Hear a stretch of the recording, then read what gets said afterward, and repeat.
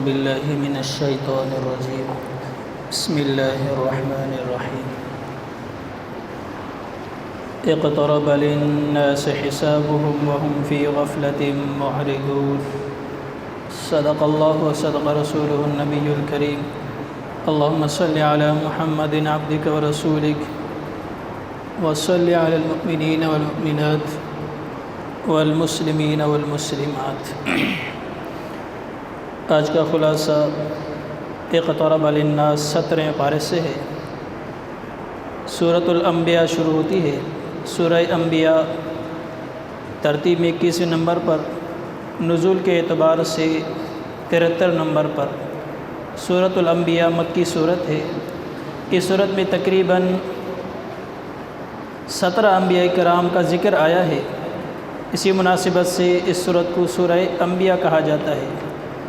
اس صورت کی ابتدا قیامت کے ذکر سے ہوئی ہے، چنانچہ بتایا گیا ہے کہ قیامت کا وقوع اور حساب کا وقت بہت قریب آ چکا ہے، لیکن اس ہولناک دن سے انسان غفلت میں پڑے ہوئے ہیں، نہ تو ان کی تیاری کرتے ہیں اور نہ ایسے اعمال کرتے ہیں جو وہاں کام آئیں گے۔ آگے مشرکین کے بے رخی آپ علیہ الصلوۃ والسلام کو رسول ماننے سے انکار کیا کرتے تھے۔ وہ کہتے تھے کہ آپ علیہ الصلوۃ والسلام تو ہماری جیسا انسان ہے، یا تو کوئی ہمیں حسی معجزہ دکھائے تو ہم مان لیں گے۔ تو اس کا جواب قرآن نے دیا ہے کہ جتنے بھی انبیاء علیہ الصلوۃ والسلام زمین پر تشریف لائے ہیں، وہ سب ہی کھاتے پیتے تھے اور سبھی انسان تھے۔ ان پر تو تم اعتراض نہیں کرتے ہو، لیکن آپ علیہ الصلوۃ والسلام کے بشر ہونے پر اعتراض کر رہے ہو، اور فرمایا کہ تم معجزہ مانگتے ہو، اس سے بڑا معجزہ کیا ہوگا کہ ہم نے تمہاری اوپر ایک کتاب اتاری ہے جس میں تمہارا ذکر کیا گیا ہے۔ آگے مشرکین کی حماقت آمیز حرکتوں میں سے ایک یہ تھی کہ وہ قرآن کے بارے میں کسی ایک رویے پر متفق نہ ہوتے تھے۔ کبھی کہتے تھے نعوذ باللہ یہ سحر جادو ہے، کبھی کہتے تھے یہ شعر ہے، کبھی کہتے تھے کہ محمد صلی اللہ علیہ وسلم کا ہاتھ کا لکھا ہوا ہے اور کسی انسان سے سیکھ کر آیا ہے۔ مختلف باتیں کیا کرتے تھے اس قرآن مجید کے متعلق۔ اصل میں مشرکین کا قرآن کے ماننے سے انکار یہ اللہ تعالیٰ کی وحدانیت سے انکار ہے، کیونکہ جب آپ علیہ الصلوۃ والسلام انہیں اللہ کی وحدانیت کی دعوت دیتے تو اس پر وہ دلیل مانگتے تھے کہ اللہ وحدہ لا شریک کیسے ہے، جبکہ ان کا اپنا حال تو یہ ہے کہ اپنے ہاتھ سے پتھروں کو تراشتے ہیں اور انہیں اپنا معبود بنا لیتے ہیں۔ تو اس پر تو اللہ تعالیٰ نے ان سے کوئی دلیل نہیں مانگی ہے، یعنی کوئی عقل کی بھی بات ہوتی ہے، اپنے ہاتھوں سے تراش کر بتوں کو پوچھتے ہیں تو وہ اس کو صحیح سمجھتے ہیں، اور اللہ وحدہ لا شریک کی جب آپ علیہ الصلوۃ والسلام اللہ کی وحدانیت کی گواہی دیتے اور ان کی دعوت دیتے تو کہتے ہمیں کوئی دلیل دے دو۔ ظاہر ہے کہ ان کے پاس اپنے شرک اور بت پرستی کے جواز پر نہ کوئی عقلی دلیل تھی اور نہ کوئی نقلی دلیل، اور مشرکین کے باطل نظریات کی تردید کے بعد ایک خالق اور قادر کے وجود پر 6 دلائل ذکر کیے گئے ہیں، اور یہ سب دلائل ایسے ہیں جن کا نظروں سے مشاہدہ کیا جا سکتا ہے۔ آگے توحید کے دلال دینے کے بعد 17 انبیاء کرام کے قصے اس صورت کے اندر ذکر کیے گئے ہیں۔ حضرت موسیٰ، حضرت ہارون، حضرت ابراہیم، حضرت لوط، حضرت اسحاق، حضرت یعقوب، حضرت نوح، حضرت داؤد، حضرت سلیمان، حضرت ایوب، حضرت اسماعیل، حضرت ادریس، حضرت ذوالکفل، حضرت یونس، حضرت زکریا اور حضرت یحییٰ علیہ الصلوۃ والسلام اور حضرت عیسیٰ علیہ الصلوۃ والسلام کے قصے ذکر کیے گئے ہیں۔ ان تمام انبیاء کرام کی دعوت ایک ہی تھی، وہ یہ کہ جو نیک کام کرے گا اور مومن بھی ہوگا تو اس کی کوشش اور اس کی عبادت رائگاں نہیں جائے گی۔ آگے حضرت ابراہیم علیہ السلام کا وہ قصہ بھی ذکر کیا گیا ہے جب حضرت ابراہیم علیہ السلام نے بت خانے کے اندر داخل ہو کر ان کے بتوں کو توڑا تھا، پھر قوم والوں نے پکڑ کر حضرت ابراہیم علیہ السلام کو سزا کے طور پر آگ کے اندر پھینک دیا تھا، تو اللہ تعالیٰ نے جو ہے ڈائریکٹ آگ کو حکم دیا تھا قلنا یا نار کونی بردا وسلاما علی ابراہیم۔ یہ قصہ بھی یہاں پر ذکر کیا گیا ہے۔ اس کے بعد حضرت سلیمان علیہ السلام کا قصہ ذکر کیا گیا ہے۔ حضرت سلیمان علیہ السلام کو اللہ نے نبوت بھی عطا کی تھی، بادشاہت بھی عطا کی تھی، اور بادشاہت بھی ایسی بادشاہت صرف انسانوں پر نہیں بلکہ چرند پرندوں پر، ہواؤں پر بھی اللہ نے ان کو بادشاہت عطا کی ہوئی تھی۔ حضرت سلیمان علیہ السلام کے حکم سے جو ہے سارے چرند پرند حیوان جو ہیں چلا کرتے تھے اور کام کیا کرتے تھے۔ حضرت سلیمان علیہ السلام کو اللہ نے ہوا بھی اس کے تابع کی ہوئی تھی۔ حضرت سلیمان علیہ السلام کا ایک تخت تھا جس تخت سلیمانی کہا جاتا تھا، ان کے اوپر 6 لاکھ کرسیاں لگی ہوتی تھی، 6 لاکھ کرسیاں۔ ان کرسیوں کے اوپر جنات اور انسان اور چرند پرند حیوانات سارے جو ہے سوار ہوتے تھے، اور حضرت سلیمان علیہ السلام 24 گھنٹے کے اندر اندر پوری روئی زمین کا چکر کاٹا کرتے تھے۔ اللہ نے ایسی بادشاہت عطا فرمائی ہوئی تھی۔ اس کے بعد حضرت ایوب علیہ السلام کا بھی یہاں پر قصہ ذکر کیا گیا ہے۔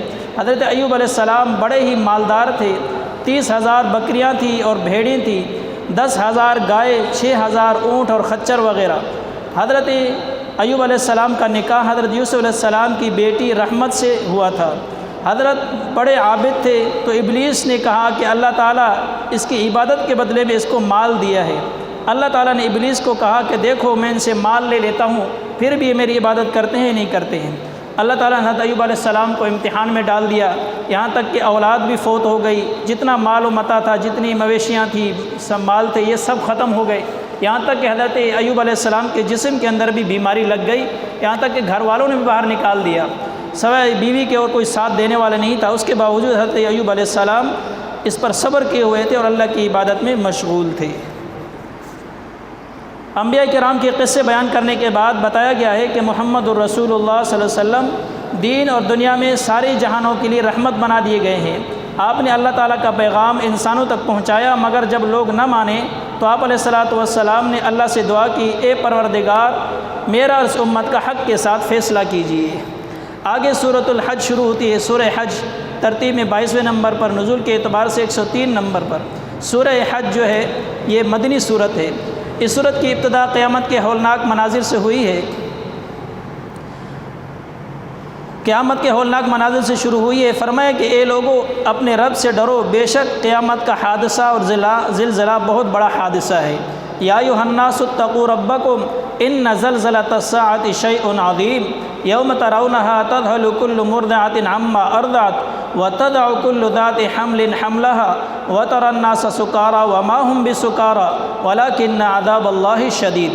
فرمایا کہ جب قیامت کا زلزلہ برپا ہو جائے گا، آپ دیکھیں گے کہ دودھ پیتے ہوئے بچوں کو مائیں پھینک دیں گی، اور حاملہ جو مادائیں ہیں وہ اپنا حمل گرا دیں گی، اور آپ دیکھیں گے لوگوں کو مدہوش جیسے کہ نشے کے اندر ہے، حالانکہ کوئی نشہ نہیں ہوگا، ولیکن عذاب اللہ شدید، یہ اللہ کے عذاب کی شدت کی وجہ سے ہوگا۔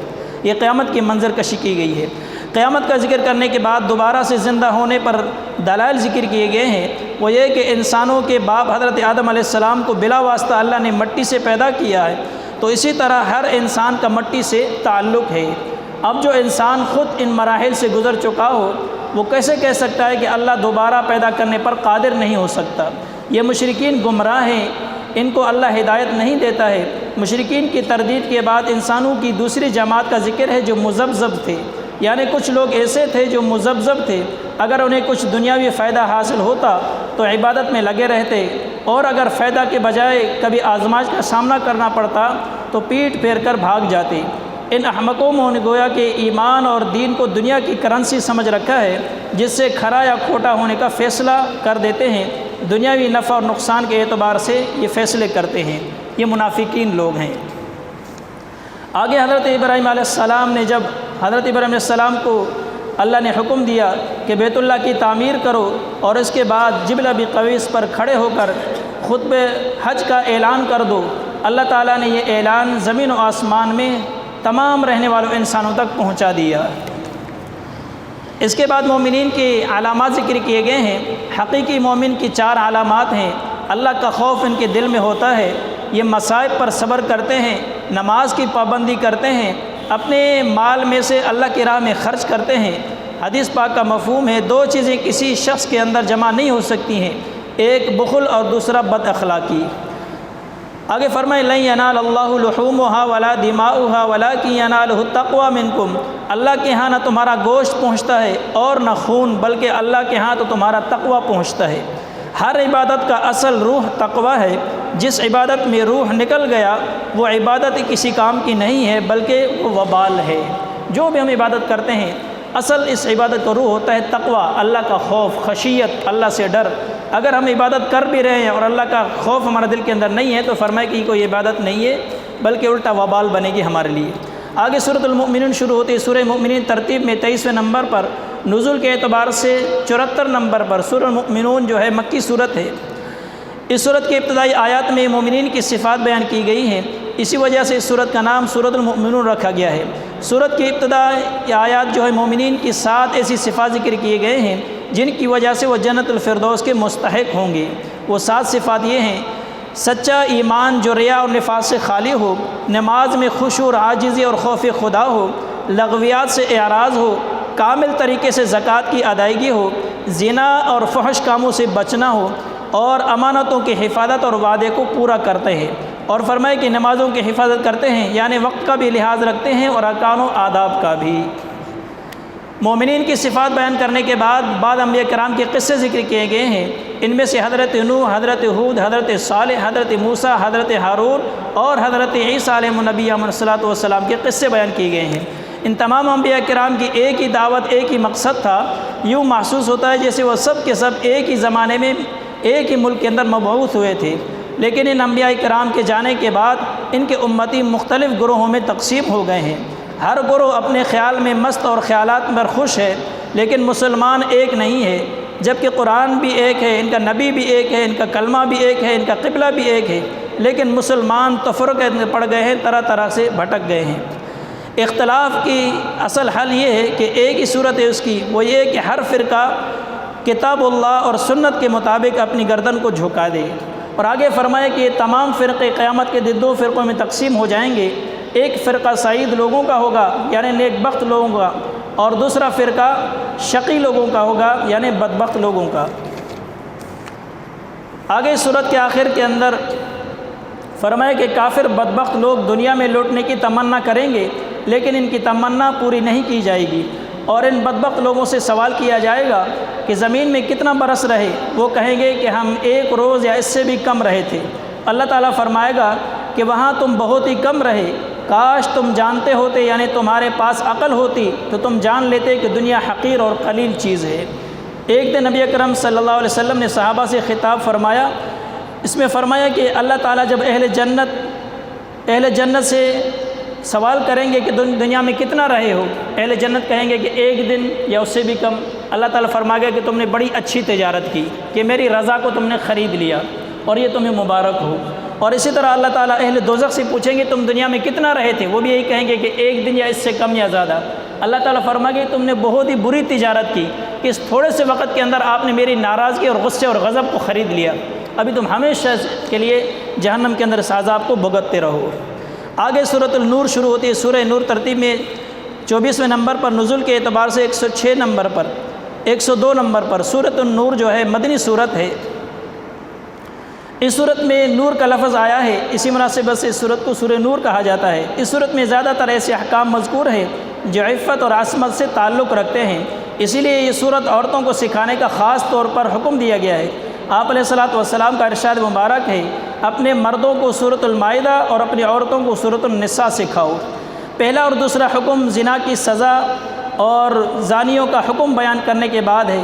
فرمایا کہ زانی مرد ہو یا عورت ہو، اگر غیر شادی شدہ ہوں تو ان کو 100 کوڑے مارے جائیں، اور اگر زانی مرد اور عورت شادی شدہ ہوں تو ان کو رجم کیا جائے۔ تیسرا حکم حد قذف کا ہے، اگر کوئی پاک دامن مرد اور عورت پر زنا کی تہمت لگائے تو اس کو کہا جائے گا گواہ لے آؤ، اگر گواہ نہیں لائے گا تو فرمایا کہ 100 کوڑے مارے جائیں گے۔ چوتھا حکم لعان کا ہے۔ پانچواں حکم عفق کا ہے، عفق کا معنی ہوتا ہے جھوٹا بہتان۔ چھٹا حکم گھر میں داخل ہونے کا ہے، گھر میں جب داخل ہو جاؤ کسی سے تو اجازت لے جاؤ۔ ساتواں حکم ایمان والوں کو نظریں جھکانے کا حکم دیا گیا ہے۔ الزانیۃ والزانی فاجلدوا کل واحد منہما 100 جلدہ۔ زنا کرنے والا مرد اور عورت جب یہ غیر شادی شدہ ہوں گے تو فرمایا کہ ان کو 100 کوڑے مارے جائیں گے۔ والذین یرمون المحصنات ثم لم یأتوا بأربعة شہداء۔ فرمایا کہ اگر کسی پاک دامن مرد اور عورت پر کسی نے تہمت لگائی، اس سے کہا جائے گا 4 گواہ لے آؤ، اگر 4 گواہ نہیں ہیں تو اس کو 80 کوڑے مارے جائیں گے۔ والذین یرمون ازواجہم، یہاں سے میاں بیوی کے بارے میں فرمایا گیا، لعان کیا جائے گا۔ اگر شوہر نے بیوی کے اوپر الزام لگا دیا تو اس کے لیے گواہ نہیں لے جائیں گے کہ 4 گواہ لے آؤ، اس سے کہا جائے گا کہ آپ قسم کھاؤ، یہاں تک کہ شوہر بھی 5 قسمیں کھائے گا۔ پھر بیوی اگر مان جائے تو اس پر حد جاری کی جائے گی، اگر بیوی نہیں مانتی، انکار کرتی ہے تو بیوی سے کہا جائے گا آپ بھی 5 قسمیں کھاؤ۔ ادھر سے شوہر نے 5 قسمیں کھا لی، ادھر سے بیوی نے 5 قسمیں کھا لی، تو قاضی ان کے درمیان میں نکاح فسخ کر دے گا، علیحدگی کر دے گا۔ یہ طریقہ کار ہے اگر شوہر نے بیوی پر الزام لگایا تو۔ آگے ان الذین جاؤوا بالعفک عصبۃ منکم، یہاں سے واقعہ عفک کو بیان کیا گیا ہے۔ آپ علیہ الصلوۃ والسلام ہجرت کے 6 سال غزوہ بنی مستلق کے لیے روانہ ہوئے تھے۔ امہات المؤمنین حضرت عائشہ صدیقہ بھی ساتھ میں تھی۔ ایک جگہ پڑاؤ ڈالا گیا۔ ام المؤمنین فرماتی ہے کہ میں تھوڑا سا دور چلی گئی تھی قضاء حاجت کے لیے، وہاں پر میرا ہار گم ہو گیا۔ جیسے میں وہاں سے واپس آئی تو قافلہ نکل چکا تھا۔ فرماتی ہے کہ میں نے سوچا کہ اب بھاگنے دوڑنے سے بجائے اچھا ہے کہ جس جگہ پہ چھوڑ کے گئے وہیں پر ٹھہر جاؤں، آپ علیہ الصلوۃ والسلام کو پتہ چلے گا تو مجھے لینے کے لیے آ جائیں گے۔ وہیں پر ٹھہر گئی، تھوڑا سا اندھیرا تھا، اور اس وقت دستور یہ تھا کہ قافلے کے پیچھے پیچھے کوئی چلتا ہوا آتا تھا کہ کوئی گری پڑی چیز ہو تو قافلے کی اٹھا کر لائے۔ اس وقت اس ڈیوٹی پر مامور حضرت صفوان بن معطل رضی اللہ تعالیٰ عنہ اللہ کے نبی کے صحابی تھے۔ حضرت صفوان بن معطل فرماتے ہیں کہ میں جیسے ہی آیا، تھوڑا سا اندھیرا ابھی تھا ہی، میں نے دیکھا کہ کوئی انسان نما شکل کوئی انسان سویا ہوا ہے۔ کہتے ہیں کہ میں نے جب قریب جا کر دیکھا تو دیکھا کہ ام المؤمنین اما عائشہ ہے۔ فرماتے ہیں کہ میں نے دیکھتے ہوئے میری زبان سے بے سخت اللہ اکبر نکلا۔ ام المؤمنین اس وقت سوئی ہوئی تھی، اور جیسے ہی میں نے اللہ اکبر کا نعرہ بلند کیا، ام المؤمنین کھڑی ہو کے اٹھ کے بیٹھ گئی اور اپنے کپڑوں کو سمیٹ لیا۔ فرماتے ہیں کہ اس سے پہلے جب پردے کا حکم نہیں آیا تھا میں نے ام المؤمنین کو دیکھ لیا تھا، تو اس لیے میں نے دیکھتے ہی پہچان لیا۔ اس کے بعد میرا اور ام المؤمنین کی کوئی بات چیت نہیں ہوئی، بس میں نے اپنے اونٹ کو لکیر سے کھینچا اور بٹھایا۔ ام المؤمنین اونٹ پہ بیٹھ گئی، میں نے نکیل ہاتھ میں لی اور چل پڑے ہم، یہاں تک کہ چلتے چلتے جب اگلا پڑاؤ آ گیا، آپ علیہ الصلوۃ والسلام دوپہر کے لیے ٹھہرے تھے تو یہ بھی جا کے وہاں پہنچ گئے۔ جیسے ہی وہاں پہنچے منافقین نے دیکھا تو افواہ پھیلانا شروع کر دی، نعوذ باللہ، کہ ام المؤمنین پیچھے کیوں رہ گئی تھی، ان کا تو صفوان بن معطل کے ساتھ نعوذ باللہ کوئی ناجائز تعلقات تھے۔ اس طرح کی باتیں پھیلانا شروع کر دی، یہاں تک کہ چلتے چلتے مدینے تک پہنچتے پہنچتے بالکل جنگل کی آگ کی طرح یہ بات پھیل گئی تھی۔ منافقین طرح طرح کی باتیں کرتے رہتے تھے، یہاں تک کہ درمیان کے اندر 1 مہینہ پورا گزر گیا۔ ہر جگہ پر 2 بندے کھڑے ہیں تو یہاں پر یہی باتیں ہو رہی، نعوذ باللہ، ام المؤمنین کے بارے میں اس طرح کی باتیں ہو رہی۔ منافقین کی باتیں اتنی زیادہ بڑھ گئی تھی کہ اس کے اندر 3 سچے مومن بھی ان کے اندر شامل ہو گئے تھے، ان کے باتوں کے اندر آ گئے تھے۔ ایک مرتبہ جب آپ علیہ الصلوۃ والسلام کو پتہ چلا تو آپ علیہ الصلوۃ والسلام ممبر پر بیٹھے، اللہ کے نبی نے فرمایا، یہ لوگوں کچھ لوگ ہیں جو مجھے اپنے گھر والوں کے بارے میں مجھے تکلیف پہنچا رہے ہیں۔ ادھر سے انصاری صحابی کھڑے ہو کے تلوار لے کے، یا رسول اللہ وہ کون ہے؟ اگر وہ مہاجرین میں سے مجھے بتاؤ میں ان کی گردن اڑاتا ہوں۔ ادھر سے پھر مہاجر کھڑا ہو گیا، آپ اس لیے کہتے ہو کہ مہاجر میں سے اگر وہ انصاری ہوگا تو میں اس کی گردن اڑاؤں گا۔ کہتے ہیں کہ ان قریب تھا کہ مسجد کے اندر اللہ کے نبی کے سامنے تلواریں چل جاتی، صحابہ کا خون بہہ جاتا۔ اللہ کے نبی نے بٹھایا، سب کو بٹھا دیا، اور اس کے بعد اللہ کے نبی نے مختلف لوگوں سے مشورے کیے، حضرت علی سے مشورہ کیا، حضرت عمر سے مشورہ کیا۔ حضرت علی سے جب مشورہ کیا کہ حضرت علی نے فرمایا کہ یا رسول اللہ، آپ کے بستر پر اللہ تعالیٰ ایک گندی عورت کو کیسے لا سکتے ہیں؟ حضرت عمر سے پوچھا گیا، حضرت عمر نے فرمایا یا رسول اللہ، یہ نکاح حضرت عائشہ کے ساتھ آپ نے خود کیا تھا یا اللہ نے کیا تھا؟ فرمایا کہ نکاح تو اللہ نے آسمانوں پہ کیا تھا۔ تو فرمایا کہ اللہ تعالیٰ آپ کے لیے ایسے کیسے عورت کو، بدکار عورت کو آپ کے لیے منتخب کریں گی؟ اس طرح کی رائے مشورے ہوئے، یہاں تک کہ 1 مہینہ گزر گیا۔ اللہ کے نبی بڑی تکلیف کے اندر تھے۔ 1 مہینے کے بعد فرماتے ہیں کہ ام المؤمنین نے عرض کیا، یا رسول اللہ مجھے اجازت ہو میں اپنے والدین کے گھر چلی جاؤں۔ 1 مہینہ گزر گیا ہے، اماں کو ابھی تک پتہ بھی نہیں ہے کہ کیا معاملہ چل رہا ہے، اس کو ابھی تک کسی نے بتایا بھی نہیں ہے۔ فرماتے ہیں کہ مجھے لگ رہا تھا کہ کچھ اس طرح کی باتیں چل رہی ہیں۔ اللہ کے نبی کا رخ تھوڑا سے میرے سے پھرا ہوا تھا، میں نے اجازت چاہی گھر جاؤں، اپنے اماں سے ابا سے پوچھوں کہ کیا معاملہ ہے۔ کہتی جب میں گھر چلی گئی، وہاں جا کر میں نے اپنی اماں سے پوچھا، اپنے ابا سے پوچھا، انہوں نے کوئی جواب نہیں دیا، صرف اتنا بتایا کہ آپ کے اوپر منافقین نے تہمت لگائی ہوئی ہے۔ فرماتے ہیں کہ اس کے بعد تو میرا کلیجہ پھٹنے کو آتا تھا۔ 1 مہینے تک نہ میں کچھ کھانے کو دل کرتا تھا، نہ پینے کو، سوائے رونے کے اور میرا کچھ نہیں تھا، صرف روتی رہتی تھی۔ یہاں تک کہ میرے ابا اور میرے اماں یہ خیال کرنے لگے بس اس کا بھی تو دم نکل جائے گا، اتنا رویا کرتی تھی میں۔ فرماتی جب 1 مہینہ ہو گیا، اس کے بعد اللہ کے نبی میرے گھر میں تشریف لائے اور کہنے لگے، عائشہ اللہ غفور الرحیم ہے، خدا نخواستہ اگر تم سے گناہ ہو گیا ہے اللہ کے دربار میں گڑ گڑا کر توبہ کرو، اللہ معاف کرنے والے ہیں۔ اما عائشہ فرماتی ہیں کہ اس وقت میں کھڑی ہو کے بیٹھ گئی، میں نے کہا یا رسول اللہ میں کیسے کہوں، جو میں نے گناہ نہیں کیا میں خود اپنے اوپر کیسے الزام لگاؤں، اور اگر میں نے نہیں کیا میں سچ کہوں تو شاید آپ مانیں گے نہیں، اس لیے کہ آپ کو منافقین نے اتنا بھڑکایا ہوا ہے، اتنے باتیں کی ہوئی ہیں۔ فرماتی کہ اس کے بعد پھر میں چیخ مار کر اٹھی اور سیٹ پہ چلی گئی۔ اتنے میں اللہ کے نبی کے اوپر وحی کے آثار شروع ہو گئے، یہاں تک کہ وحی نازل ہوئی۔ سیدنا صدیق اکبر فرماتے ہیں میں گھبرانے لگا کہ پتہ نہیں کیا وحی نازل ہوگی۔ فرماتے جب وحی ختم ہوئی اللہ کے نبی فرمائے ابشروا عائشہ، اے عائشہ تجھے مبارک ہو، تیری گواہی کے لیے اللہ آسمانوں سے اتر آیا ہے، اللہ نے قرآن نازل کر دیا ہے۔ ان الذین جاؤوا بالافک عصبۃ منکم ولا تحسبوه شرا لکم، یہاں سے لے کر الخبیثات للخبیثین والخبیثون للخبیثات والطیبات للطیبین والطیبون للطیبات، یہاں تک تقریباً 1.5 صفحہ پورے آیات بنتی ہے اما عائشہ صدیقہ کے پاک دامنی اور شان کے اندر اتری ہے۔ اما عائشہ فرماتی ہیں کہ جب وحی کے آثار شروع ہو گئے تھے مجھے تو پکا یقین تھا کہ اللہ تعالیٰ میرے برات کا اعلان کر دیں گے، لیکن مجھے یہ کبھی یقین نہیں تھا کہ میرے بارے میں قرآن اترے گا اور قیامت تک لوگ اس کو پڑھتے رہیں گے، بلکہ میرا خیال یہ تھا کہ اللہ کے نبی کو اللہ تعالیٰ الہام فرما دیں گے اور میری برات کا اعلان کرا دیں گے۔ لیکن ام المؤمنین کے بارے میں اتنی ساری آیات اتر گئیں، اس سے پتہ چلتا ہے کہ ام المؤمنین کا کیا مرتبہ اور مقام تھا اللہ کے نظر کے اندر۔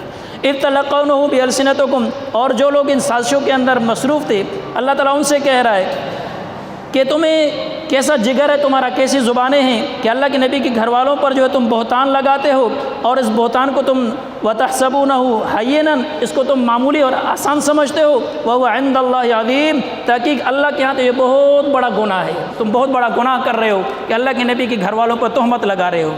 اس کے بعد فرماتے ہیں کہ دوسرا حکم جو ہے یا ایھا الذین آمنوا لا تدخلوا بیوتا غیر بیوتکم، یہاں سے حکم دیا گیا ایمان والو جب کسی کے گھر کے اندر داخل ہو جاؤ تو بغیر اجازت کے اور بغیر سلام کے کسی کے گھر کے اندر داخل مت ہو جاؤ۔ اور ساتواں حکم قل للمؤمنین یغضوا من ابصارہم ویحفظوا فروجہم، یہاں سے مومنین مردوں کو حکم دیا جا رہا ہے کہ اپنے آنکھوں کو جھکا کے رکھو جب ایسا مقام آ جائے کہ عورتیں تمہارے سامنے آ جائیں۔ وَقُلْ لِلْمُؤْمِنَاتِ يَغْضُضْنَ مِنْ أَبْصَارِهِنَّ، یہاں سے مومن عورتوں کو حکم دیا جا رہا ہے کہ آپ کو بھی اجازت نہیں ہے کہ آپ آنکھیں اٹھا اٹھا کر مردوں کو دیکھا کریں، بلکہ آپ کو بھی حکم یہ دیا جا رہا ہے کہ اپنی آنکھوں کو جھکا کر رکھیں۔ پورے قرآن کے اندر عورتوں کو خاص مخاطب نہیں کیا گیا ہے، تقریباً زیادہ تر مردوں کو حکم دیا جاتا ہے، اس کے ضمن میں عورتیں بھی آ جاتی ہیں، لیکن جہاں جہاں خاص تاکید کی جاتی ہے تو فرمایا کہ وہاں پر اللہ تعالیٰ مردوں کو الگ حکم دیتا ہے، عورتوں کو الگ حکم دیتا ہے۔ یہاں پر بھی اللہ تعالیٰ نے آنکھیں جھکانے کا حکم مردوں کو الگ دیا ہے، عورتوں کو الگ دیا ہے۔ اور آگے اس صورت کے اندر اللہ تعالیٰ نے لوگوں کی جو ہے مثالیں بیان فرمائی ہیں، فرمایا کہ لوگوں کی 4 قسمیں ہوتی ہیں، 4 قسم کے لوگ ہوتے ہیں۔ پہلا قسم مومن مسلمان جو ایمان اور اعمال والے لوگ ہیں، اللہ نور السماوات والارض مثل نوری کمشکات فیہا مصباح المصباح فی زجاجہ الزجاجۃ کأنہا کوکب دری یوقد، فرمائے کہ مومن مسلمان جو ہے اس کی مثال تو ایسی ہے جیسے اس کے دل کے اندر ایک نور ہے، ایمان کا نور۔ جب ایمان کا نور ان کے دل کے اندر ہے، اوپر سے اعمال نورانی کرتے ہیں تو دونوں نور گویا کہ آپس میں مل جاتے ہیں اور ان کی ایمان کی قوت مزید بڑھ جاتی ہے۔ اللہ تعالیٰ نے مثال دی ہے دیے کے ساتھ، ایک دیا جو چراغ جو ہے اس کو آپ باہر رکھو گے اس کی روشنی کم ہوگی، لالٹین کسی زمانے میں آتی تھی لالٹین، وہی دیا آپ باہر رکھیں گے روشنی کم ہے، اس لالٹین کو آپ شیشے کے اندر بند کریں گے روشنی بڑھ جائے گی۔ تو اللہ نے ایسے ہی مثال دی ہے، فرمایا کہ ایک تو جو دیا تمہارا دل کے اندر جل رہا ہے وہ ایمان کا ہے، وہ تو روشنی ہے ہی ہے، لیکن جب آپ اوپر سے اعمال کرتے ہو تو تمہارا ایمان مزید پختہ ہو جاتا ہے، تمہارا ایمان مزید نورانی ہو جاتا ہے۔ تو یہ مومن مسلمان کی مثال دی ہے، اور فرمایا کہ جب ایمان اور اعمال کا نور ملتا ہے تو نور علی نور ہو جاتا ہے۔ آگے دوسری قسم کی مثال ایسے لوگوں کی دی ہے جو شرک کرتے ہیں اور بدعات سے کام لیتے ہیں۔ والذین کفروا اعمالهم کسراب بقیعۃ یحسبہ الظمآن ماء، ایسے لوگوں کی مثال سراب کے ساتھ دی ہے۔ سراب کہتے ہیں گرمی کی شدت کے جو لو چلتی ہے اس کو کہا جاتا ہے۔ جیسے کبھی آپ ریگستان میں نکلے یا ہائی وے پر سفر کریں تو آپ کو دور دور پانی نظر آتا ہے، حالانکہ وہ پانی نہیں ہوتا ہے، دیکھنے میں پانی نظر آتا ہے۔ تو فرمایا کہ جو شرک کرنے والے لوگ ہیں اور جو بدعات کرنے والے لوگ ہیں یہ اپنے اعمال کے حساب سے سمجھتے ہیں کہ ہمیں کچھ آگے ملے گا، یہ ہمارے اعمال قابل قبول ہوں گے، اللہ فرماتا ہے کچھ نہیں ملے گا۔ یہاں تو یہ سمجھ رہے ہیں کہ ہمیں اس کا درجہ ملے گا، آخرت میں آئیں گے تو سراب کی طرح ان کا اعمال سارے ضائع ہو جائے، کچھ نہیں ملے گا۔ اور آگے اللہ تعالیٰ نے ان کفار کی مثال بیان فرمائی ہے، او کظلمات فی بحر لجی یغشاہ موج من فوقہ سحاب، فرمایا کہ ان کے دل کے اندر تو اللہ نے اندھیرا رکھا ہوا ہے، اس کی مثال ایسی ہے جیسے سمندر کا تہہ کا اندھیرا، اوپر سے موج کا اندھیرا، اوپر سے رات کی تاریکی کا اندھیرا، اور رات کی تاریکی بھی ایسی جس میں بادل گرج رہے ہوں، بادلوں کا اندھیرا۔ تو فرمایا کہ ایسا اندھیرا ہو جاتا ہے کہ ہاتھ کو ہاتھ نظر نہیں آتا ہے۔ تو کافر کی مثال ایسی ہے، ان کے دل کے اندر اندھیرا ہی اندھیرا ہے۔ فرمایا کہ جس کے دل کے اندر ایمان کا نور نہ ہو، اس دل میں کفر کا اندھیرا ہوتا ہے، یہ دنیا کے اندھیرے میں زندگی گزارتے ہیں، اس کے بعد قبر کے اندھیرے میں جائیں گے، اس کے بعد ہمیشہ کے لیے جہنم کے اندھیرے میں جائیں گے۔ یہ کفار لوگ ہیں۔ آگے تیسری مثال جو ہے چوتھی مثال منافقین کی بیان کی ہے وَيَقُولُونَ آمَنَّا بِاللَّهِ وَبِالرَّسُولِ وَأَطَعْنَا ثُمَّ يَتَوَلَّىٰ فَرِيقٌ مِّنْهُمْ۔ منافق اس کو کہتے ہیں جو ظاہر میں تو مسلمان ہوتا ہے لیکن اندر سے وہ مسلمان نہیں ہوتے، ان کے دلوں کے اندر مرض ہوتا ہے۔ یہ ایک شان النزول بیان کیا گیا ہے۔ ایک منافق اور ایک یہودی کا آپس میں جھگڑا ہو گیا۔ اب یہودی نے یہ کہا کہ بھائی ہمارا فیصلہ آپ علیہ الصلوۃ والسلام کے پاس چلتے ہیں، ان سے فیصلہ کرواتے ہیں، جس کے حق میں فیصلہ دے دیا وہ اس کی بات ہو جائے گی۔ لیکن منافق کے دل کے اندر چونکہ خدشہ تھا کہ میں غلطی پر ہوں، اللہ کے نبی میرے حق میں فیصلہ نہیں دیں گے، تو اس نے کہا کہ نہیں، آپ صلی اللہ علیہ وسلم کے پاس نہیں جاتے ہیں فیصلہ کرنے کے لیے، میں اس میں مطمئن نہیں ہوں، چلتے ہیں کعب بن اشرف کے بعد۔ کعب بن اشرف منافقین کا ایک سردار تھا، بڑا تھا، اس کے پاس چلتے ہیں اور فیصلہ کرواتے ہیں۔ تو اللہ تعالیٰ نے آیات نازل فرما دی منافقین کے بارے میں، وَإِن يَكُن لَّهُمُ الْحَقُّ يَأْتُوا إِلَيْهِ مُذْعِنِينَ أَفِي قُلُوبِهِم مَّرَضٌ أَمِ ارْتَابُوا أَن يَخَافَ يَحِيفَ اللَّهُ عَلَيْهِمْ وَرَسُولُهُ۔ انہوں کے دل کے اندر مرض ہے، یہ دھوکے باز لوگ ہیں، یہ اس بات سے ڈرتے ہیں کہ اللہ کے نبی کو ان سے ناانصافی کرے گا۔ فرمایا کہ ایسے نہیں ہے، بلکہ یہ لوگ مرض میں مبتلا ہیں، یعنی نفاق کے اندر ہیں۔ یا ایھا الذین آمنوا لیستأذنکم الذین ملکت، یہاں سے اجتماعی و معاشرتی زندگی کے 3 مزید احکام بیان کیے گئے ہیں۔ یہ حکم چھوٹے بچوں اور گھر میں رہنے والوں غلاموں اور لونڈیوں کے بارے میں ہے کہ فجر سے پہلے اور دوپہر کے قیلولے کے وقت اور خاص طور پر عشاء کے بعد تمہارے گھر کے اندر بغیر اجازت کے داخل نہ ہوں۔ یہ ترتیب بتلائی ہے کہ بچوں کو اس طرح کی ترتیب دی جائے، کیونکہ اس وقت جو ہے انسان بے تکلف ہو کر اپنے گھر کے اندر سو جاتا ہے، کہیں اچانک سے تمہارے کمرے کے اندر داخل ہو جائے، کہیں بے پردگی نہ ہو، یہ شرم اور حیا کے خلاف بات ہے۔ دوسرا حکم، ایسے بچے جو بالغ ہو جائیں تو گھر میں داخل نہ ہوں۔ بعض اوقات ایسے ہوتا ہے کہ غلام لونڈیاں پہلے زمانے کے اندر، آج کل نوکر چاکر، چھوٹے معصوم بچوں کو لوگ اپنے گھروں کے اندر کام کاج کے لیے رکھتے ہیں۔ وہ بچہ جب بڑا ہو جاتا ہے، بالغ ہو جاتا ہے، پھر بھی گھر میں ایسے ہی آتا جاتا ہے جیسے پہلے آتا رہتا تھا۔ تو اللہ نے فرمایا وَإِذَا بَلَغَ الْأَطْفَالُ مِنْكُمُ الْحُلُمَ فَلْيَسْتَأْذِنُوا كَمَا اسْتَأْذَنَ الَّذِينَ مِنْ قَبْلِكُمْ۔ جب یہ بچے بلوغ کو پہنچ جائے اب ان کو اجازت نہیں دو گھر میں آنے کی۔ بعض لوگ کہتے ہیں اس سے کیا پردہ کرنا ہے، یہ تو ہمارے بچوں کی طرح ہے، ہمارے گھر میں رہا ہے، پلا بڑا ہے، اب بڑا ہو گیا تو کیا ہوا، اب اس سے کیا پردہ کرنا۔ قرآن کہتا ہے نہیں، قرآن کا حکم یہ ہے کہ ان سے پردہ کرو، ان کو گھر میں آنے کی اجازت نہ دو۔ وَالْقَوَاعِدُ مِنَ النِّسَاءِ اللَّاتِي لَا يَرْجُونَ نِكَاحًا فَلَيْسَ عَلَيْهِنَّ جُنَاحٌ۔